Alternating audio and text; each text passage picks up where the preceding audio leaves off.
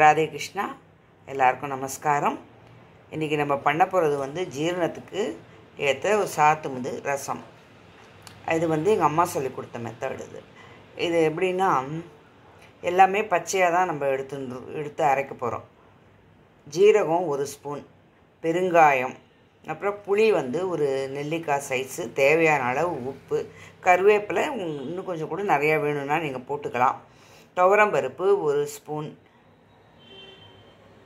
மிளகு 1 ஸ்பூன்.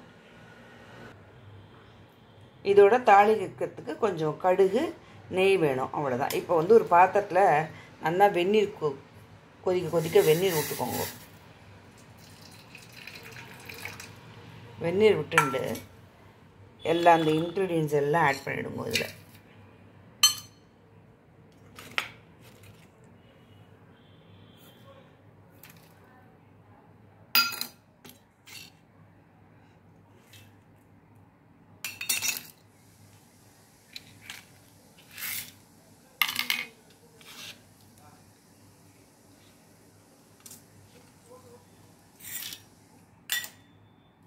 நல்லா ஜலம் முழுகிற அளவுக்கு விட்டுடுங்கோ. விட்டுட்டு ஒரு 15 நிமிஷம் அப்படியே ஊற வைங்கோ.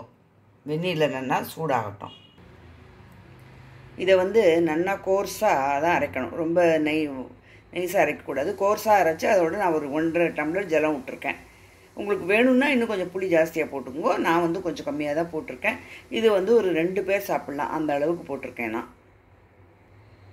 அது கொஞ்சம் நல்லா கொதிக்கட்டும், பார்க்கலாம்.